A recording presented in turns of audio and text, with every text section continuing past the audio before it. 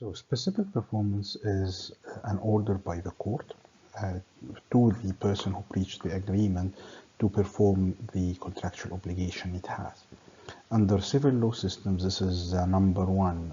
This is the main granted remedies. It has to be first given. If it's not available, then you move to the other monetary damages.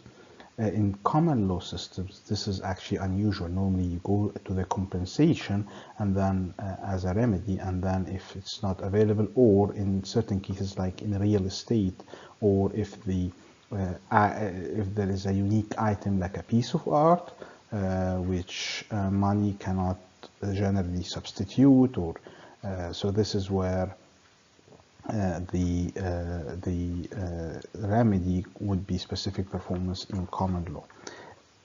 In fact, generally, and we speak about this, and that real estate and moving of ownership of something, especially if it's property or something that exists, can be done through a court order specific performance, both in common law and civil law. And both in civil law and common law, although the general rule is specific performance is first, is in civil law to be granted. Normally, if it is not something that exists, or a product like a transfer of ownership, it's normally what happens is you end up having compensation. And we will speak. Now we'll give certain examples of this specific performance as a remedy, and whether it's always more efficient or not, and when it is efficient and when it's not. So this is a very interesting case. So here, BV House, this is a family who owned a farm that contained coal deposits under the ground, and a mining company came to them and asked to enter into contact where the mining company for 5 years will lease this land in order to take the mine the coal, and in exchange of a payment and royalty that to be given to this family, the BV House family. And also with a promise that after they finish the 5 years of mining, the mining company will actually leave the land in the same condition it was before the mining. And that there will be no shale or dirt on the high wall of the of this piece of land. So after the coal mining, done the digging and stripping the land, it used a way of mining that was cheaper. However, it meant that it had to dig the land. And in doing so, is that it became restoring the land to the way it was before this agreement would cost, was very expensive at the time. This is a case that goes back to 1954 or 1960, and in this case, so it cost $29,000.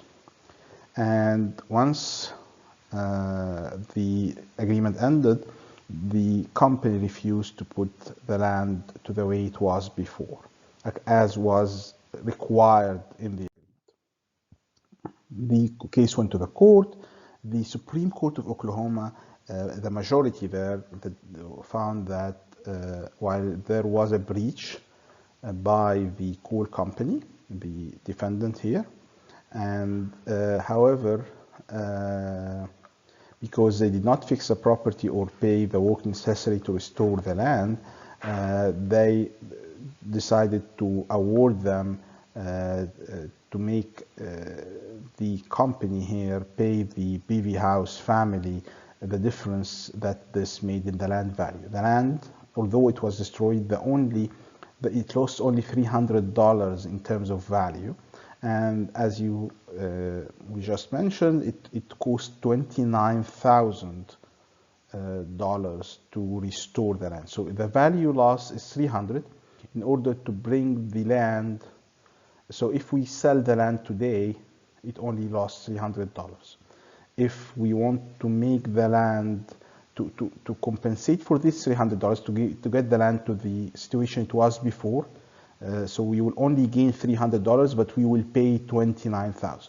The court found that to pay this, to restore the land would be an economic waste. This would be an economic waste to pay $29,000 in order to have a value of $300.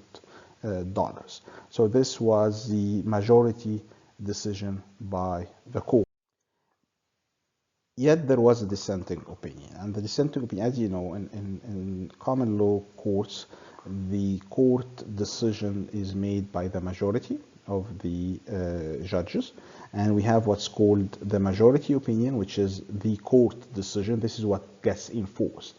And then the minority, judges who do not agree. So if we have 3 judges or 5 judges, you might have 3 and 2 or 4 and 1. Anyway, and the judge who does not agree can write a dissenting opinion. And this is very useful to see and actually sometimes add to the jurisprudence and gives different opinions.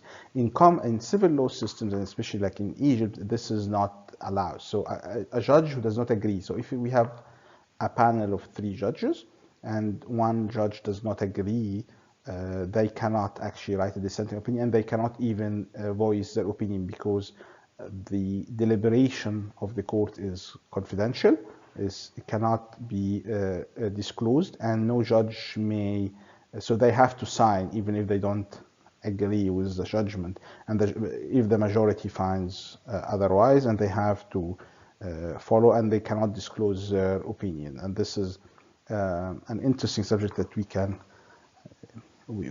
discuss later, but the point here is that we had a dissenting opinion because this is a common law, it's a U.S. court decision. And the judge who was dissented said, well, actually the cost for performing the contract in question, you could have assumed that it was reasonably undertaken into consideration when the contract was negotiated and executed. So when they entered into the contract, the company should have known and should have actually calculated this cost, the $29,000, as part of the consideration. And at the same time, the family who rented this probably also took this into consideration. So there was no change in circumstances here that was not reasonably anticipated by the parties. Both parties could have anticipated that the undertaking, the restoring the land would have cost that much, and it should have been within their knowledge, and they should have taken this into consideration. So for that, the dissenting opinion thought like the company should have actually performed, and the court should have decided that the specific performance instead of paying the value of the difference. And that here the company has taken the benefits from the contract and did not give all the consideration it made. So this is an example. So I think we should think about it, and I would like to you should analyze this and see what would be more economically efficient, what would be a better analysis, the judgment by the majority or the dissenting opinion. Here is another example. In this example, J&Y, Jacob and Young, built a house for Kent, Mr. Kent. The contractual terms specified that only pipes produced by another company, which is called Reading Manufacturing, was to be used for the plumbing. So the plumbing, the contractor here, J&Y, has to use only certain pipes for the plumbing, and these are from a company called Reading Manufacturing. After the house was built, Kent discovered that at least half the pipes installed have been manufactured by other companies, not by the Reading manufacturer. So Kent refused to pay the balance, so there was a certain amount of money left to pay J&Y, and insisted that they actually replace these pipes. So moving on, the judgment came, we have also again another judgment and a dissent. The judgment from Judge Cardozo, he's a very famous judge at the time, he said that the homeowner here is entitled to an allowance for defect, but not of the price of reconstruction. So if there is defects, if the reading quality is better than the pipes that were changed, then there could be here a certain payment, but not to reconstruct again and take the pipes and replace them, which would be hugely, the cost would be huge. The dissent said, well, actually, the homeowner had a right to the pipes. Whatever the reason that Kant had for not using the piping, that this is not important, because here it is the pipes that was specified in the agreement, and there were expert opinions that said that actually the pipes that were used were as good or sometimes better than the ones of readings. So, and they were done just as well. So here we have two opinions. One said, well, actually, if there is no harm, then we can pay if there is allowance, but we will not insist on specific performance that is not useful. The dissent said, well, actually, this is an agreement. Even if the pipes are as good, as done just as well as the pipes, it doesn't matter. What matters is what the pipes specified in the contract. So we have these two opinions here.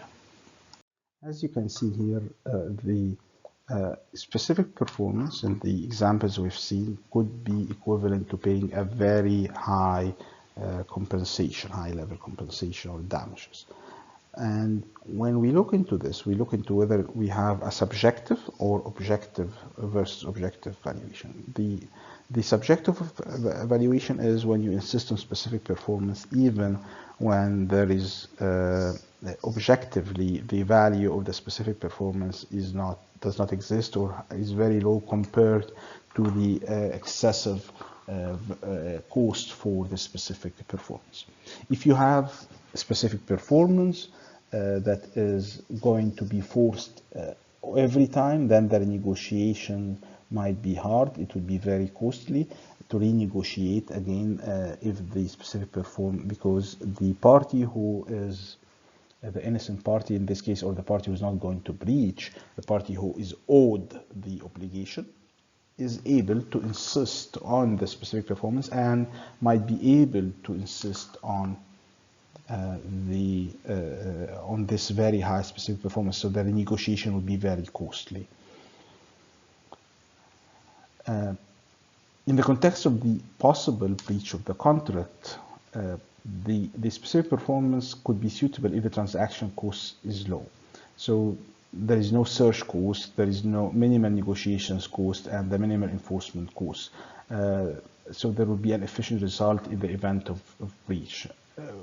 We can look into the case of transfer of possession of property, for instance. The property can be, the enforcement would be low, the property is known, and its location is known, that you don't need, and then there will be minimal costs here.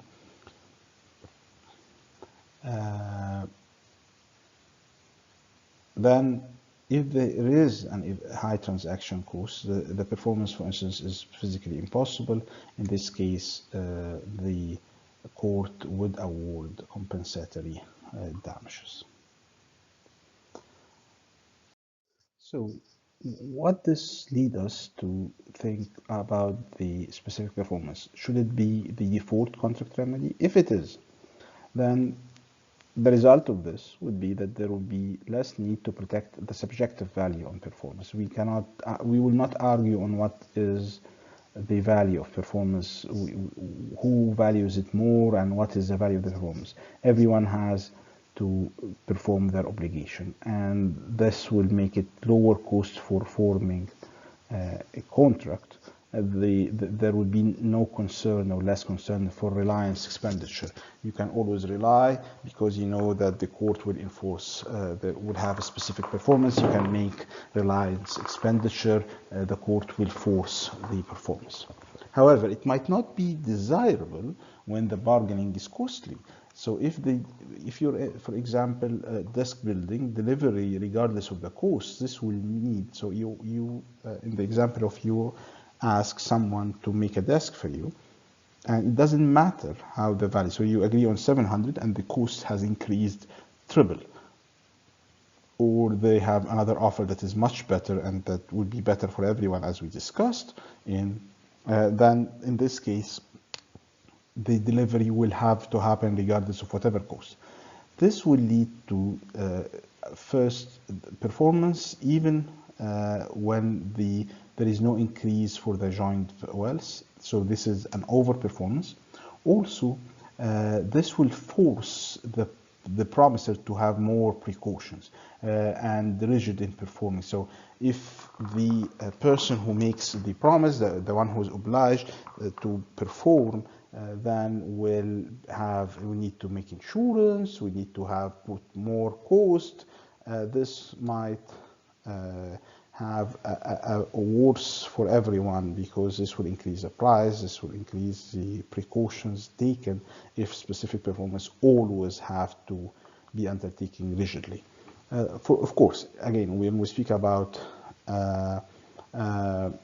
so if the example that you use, the example of using the pipes from a specific brand. So even if different, even if you use a better quality for whatever reason, then no, you have to use this specific brand. There could be good causes for this, or good reasons, but if you can find that the value is not different, then in this case, the specific performance might not be the best remedy in this case. So when would be the specific performance more desirable? When we actually are transferring ownership of a real estate of land, unique good that already exists, as we said, a piece of art, a certain kind of property, a building, a diamond, some kind of precious thing that is unique. Here there is no problem excessive performance, because in all cases they agreed on this exact thing. It can be transferred. There is no problem in enforcement, because the court judgment can actually enforce, can make the title move from the owner of this land to the buyer, from the seller to the buyer. The police can force it. So this is what exactly the parties agreed to. Even if things change in terms of cost, in terms of price, there is no cost here, because the building is the same, the art is the same. The valuation might differ, but it doesn't matter. Both parties agreed at a certain time on a certain price. Also, it could be hard. It would be better to have a specific performance when it's very hard to assess, or that the enforcement would be costly. Well, assessment. So, in particular, when subjective valuation is important, it's very hard to assess what would be the value of the performance. So, to order compensation, this would be hard. So, in that case, it would be better to have a specific performance and not subject the performance of the agreement to subjective valuation. Another case was when it's possible that the assessment of the value for the parties is wrong, because this would allow parties to breach and try to use or manipulate the difficulty of assessing the value. And you can see this actually in practice in Egypt, for instance, where compensation is normally not very high, and this is where it makes the specific performance even better, because the breaching here says, well, I can breach, and you can go to court, and then the value, normally the compensation will not be high, so it doesn't matter. and this will induce more breaches. So in certain cases where the evaluation would be much less normally than the value, and the probability of mistake is higher, it might be better to have specific performance over compensation. However, specific performance, if you look, if the parties can renegotiate, and the possibility that parties renegotiate without having much transaction cost, and given that there is the threat of the specific performance, then specific performance could be desirable because it will make people, without incurring too much of transaction costs, enter into renegotiations according to the circumstances that might change. It also could foster and encourage communication between the parties when change of circumstances happen. And this happens when situation can change easily. Certain construction agreements or agreements that have normally the cost could change very quickly. Yet, on the other hand, if there is always a threat of specific performance, the parties may have more transaction costs, because in drafting the agreement they will have to make it more complete. They will take more precaution in having a detailed contract because there is a threat of a specific performance. So they want to make sure that there are conditions for all or most of the conceivable or foreseeable things that might happen, that if it happens, they would like to make a more complete, detailed contract. So because there is a threat of specific performance, so there would be a more increase in transaction costs in the drafting and renegotiations of such agreements.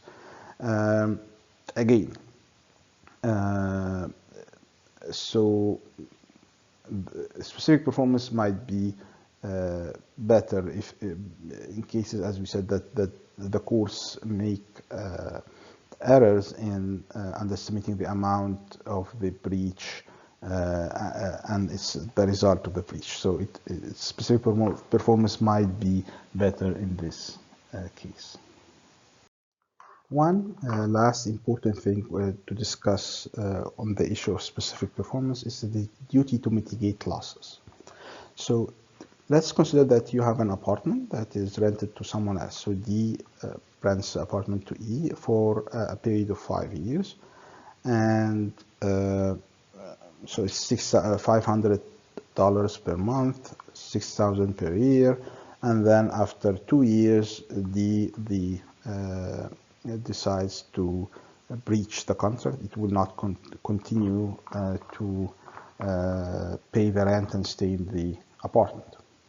So if E is entitled to specific performance, then E could just sit idly and say, well, so what? I do not need to lease this apartment. I will just collect the rent. I will ask the court to force D to pay me the rent. So I would just want to collect this amount from D, which is the rest of the 3 years left in the contract.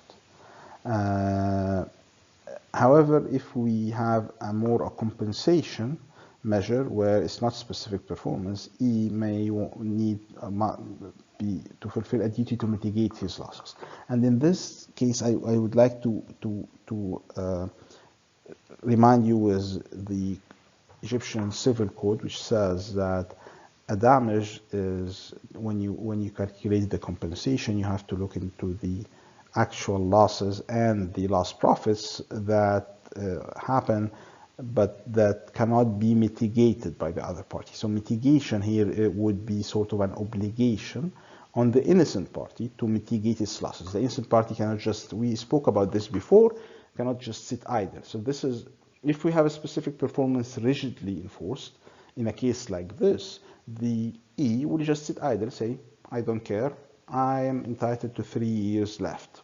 However, if we have, and I need to be paid, this is specific performance of the agreement, it's 5 years agreement. However, if we say, well, actually, no, you are entitled to compensation for the losses you incurred, but you have to show us that that you have undertaken efforts to mitigate your losses. And so you attempted to relet the premises, the apartment, for the remaining term. But if you, for instance, only was given $400 instead of the $500 you were entitled, then in this case you're entitled to receive the difference, the $100 multiplied by the rest, the 3 years, and so this would be. So there has to be an incentive to mitigate under. So the question here, would there be no incentive to mitigate under specific performance? And so that's a question. Also, what if the agreement to rent prohibited D from subletting the apartment? Could there be a substitute renter who would be obliged to find the substitute? Is it E or D, and who will pay? Would both D and E be better off to here without mitigation or with mitigation? These are questions for you to think of. So in this case, specific performance might be not ideal. Damages would be better if it does not, because specific performance rigidly in a case like this might actually encourage people not to mitigate the losses, and this would not be efficient for everyone. Another question we now moving to the liquidated damages. This is the compensation agreed by the parties in the agreement. So when they enter into the agreements, they say, well, if you breach this agreement or if you breach this obligation, the other party will pay so and so, will do so and so. This is an agreement for a compensation. And this agreed under a negotiation of the parties during the contract formation. And they have this. And the parties undertaking to have a liquidated damages is why would they undertake this? Why would they why don't they leave it to the court or the arbitration to decide and to evaluate the damage at the time? First, they may actually do not have trust in the ability of the court to compensate them accurately, so for the losses from breach. So they may have an issue with the way the court may evaluate the damages. And this is for many reasons. First, there could be certain value subjective to one party that places on performance. So one party actually seeing that this performance is more valuable than the way that the court will evaluate it. It could be also a kind of a signaling, saying that, well, actually, while normally this should have cost this amount, the compensation, in this case, it should be higher. And it could be because the value of performance is higher in this case. There is a specific less, and there may be other reasons. So signaling here is very important. And signaling could be because actually the value of, so let's have an example of a carriage or a transfer of a carriage agreement where someone, or transport agreement, and the transport agreement or the carriage agreement here might be, damages could be £100 generally, but because of this transportation of this item is very high, the safety of this item is very valuable, so there could be a signaling here. They put a large damage because they know that this transport or the subject of this specific agreement is more than the normal transport or carriage or the normal manufacturing. So this could be a signaling to the importance of this obligation. So these are some reasons that liquidated damages might be put in the agreement.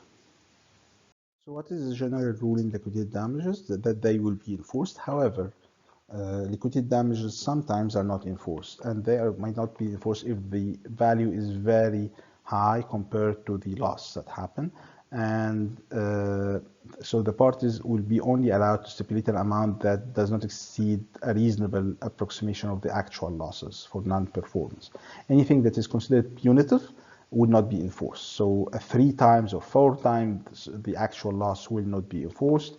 And the same also happens with very low liquidated damages, which is considered to be a waiver of the damage. This could be if sometimes the courts will not enforce a sort of a waiver of damage because it might be considered as a complete waiver, or if it allows the other party to intentionally not undertake the obligation and perform because the damage is almost nothing or very low. So in these two cases, normally the courts will not enforce the liquidated damage and will take the normal compensation route. So what are the arguments for and against enforcement of liquidated damages? For enforcement of liquidated damages, the elements can be interpreted as the punitive element, the excess, as an insurance contract. We will explain each of these next slides. It could be also more efficient way for one party to reveal information about its own reliability, which is called signaling device. So one party is telling the other party, well, I'm good enough, I am reliable, I can undertake this performance, and I am certain of my ability to perform. And how would I do that? How would I signal him? I'm willing to pay a high liquidated damage if I don't perform. So it's a way of a signaling, and we'll explain more why parties might feel the need to do this. However, what would be the some of the con for or disadvantages of enforcing liquidated damages? As we discussed before, they might induce performance where it's not efficient, where actually it's more efficient to have a breach, as we explained before. It also might lead one party to strategically try to induce the other party not to perform in order to receive, or make it somehow difficult to perform in order to receive the high liquidated damages. So to explain, when we speak about justification for or the role of liquidated damages, one of this is sharing the risk. So you are saying, well, I'm taking the risk that I will perform, and if I don't perform, I'm sharing this risk with you, and if there is a better way, then we can share it. So there is a sharing of risk, and there is a way that the innocent party or the party who is receiving the obligation is having this risk shared with the performing party by the performing party promising to pay a liquidated damage that is already agreed to. And there is also the signaling commitment. We just said that device that is especially if, for instance, you want to say that I'm reliable, I'm good for it, I'm good for this performance. So this happens, for instance, a new entrant, someone who just new to the market, does not have the reputation or the experience for that. So in this case, that party would be telling the other parties, well, I'm very good and I'm willing to pay to pay more damages than the usual because I'm certain that I will be able to perform. One example here is if you're hiring a bus and a driver for a wedding. The value to be on time is 100,000. Prevailing market price is 5,000. The contracting price is 7,000. With higher price, the bus company agrees to pay 100,000 if not on time.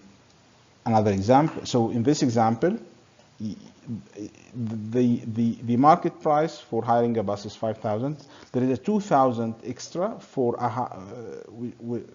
higher price the bus is taking. There is a sharing of risk here. So I'm paying more, and in exchange I am getting more liquidated damage. And this is, as we speak, we'll also speak, it's kind of an insurance here.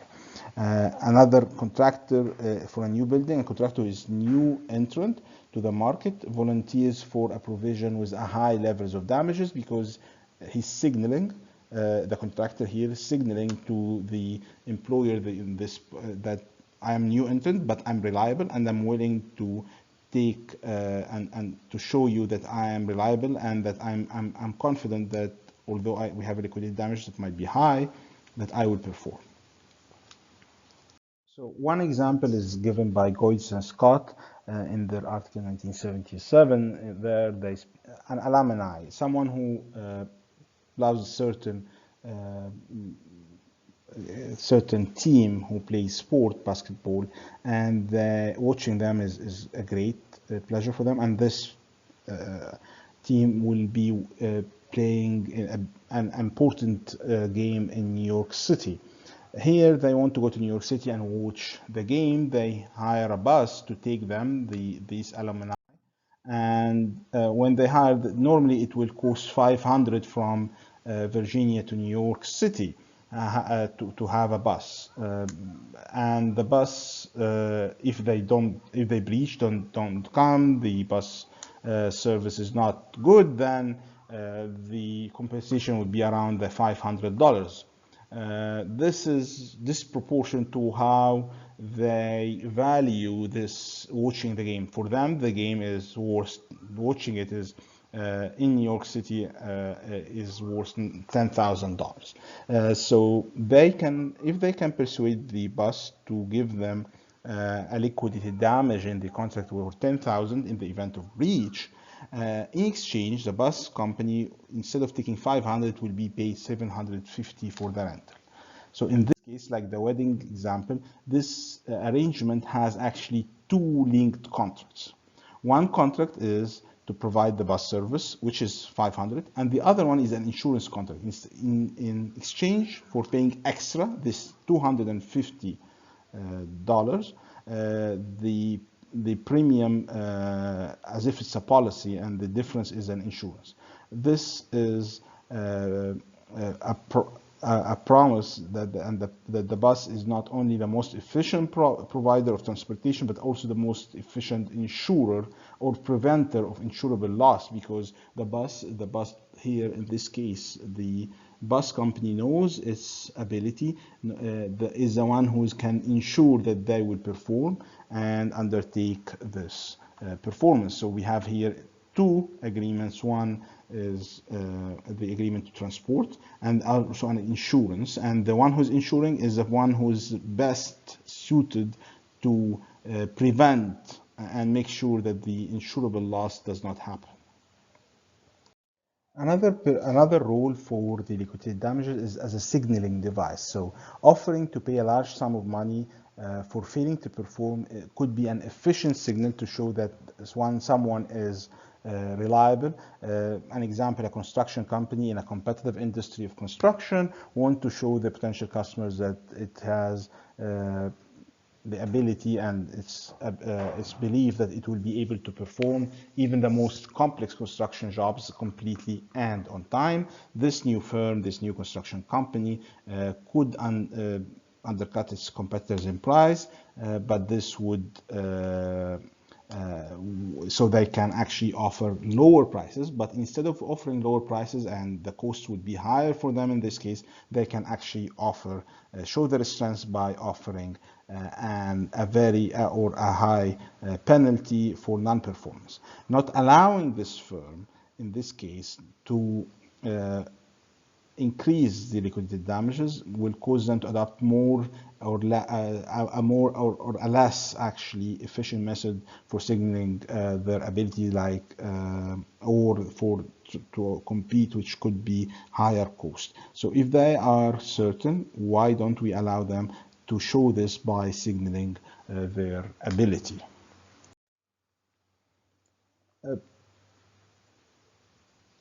Again, why a liquidated damage may induce performance when breach is more efficient. This is an argument against, and we discussed before, that in certain cases, if the it's a higher, it would be less for everyone, less efficient if, for instance, a painting job for a building and which costs $500 as a price, and then there is another offer for 1,000, and if the first person in the contract insists on specific performance by that exact person for the $500, everyone will be worse off. However, they might actually be better off, both of them, if they is able to arrange for someone else to paint and to share this excess with the first buyer.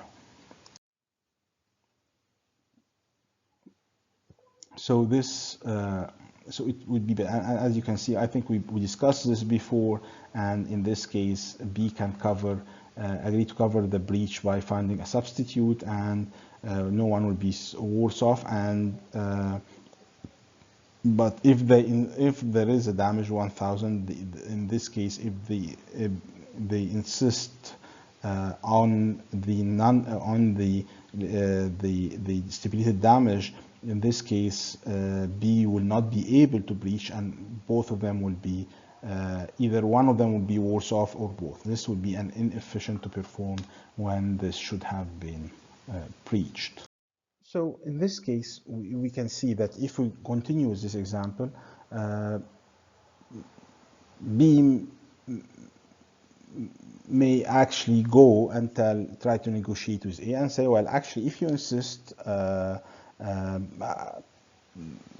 you will just get a painted house. However, I can actually breach, and I'm paying you $125 if you release me. However, in this case, A might say, well, why should I accept $125 while if you breach, I can get liquidated damage of 1,000, which would be 500 here. What could be B's reply in this case? B may threaten to perform, then can tell A, well, actually, I will perform, you will get 500, but then you will lose 125 extra. A might actually recognize that this is logical and it's more efficient if they get 125 more, or not release B and instead insist on B's painting. In this case, A or B could be efficient or not. A is efficient if A attaches no subjective value to B's painting her house. Is efficient if A attaches a subjective value to B's painting her house that is greater than the value of 750, which is the amount it would have both taken in this case. So that this is where we can see that here in this scenario, it depends on the subjective value they attach to who paints the house, and how the value, the extra surplus value, could be distributed between both of them.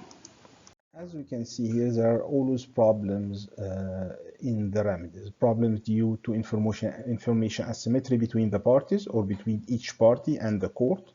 Issues of subjective valuation. There could be someone who values performance more.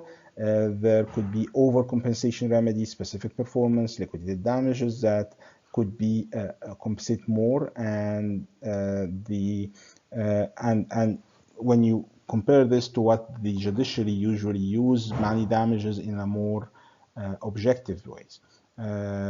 So that's this, and this issue of subjective valuation is always an issue in remedies. Also, there is an opportunism.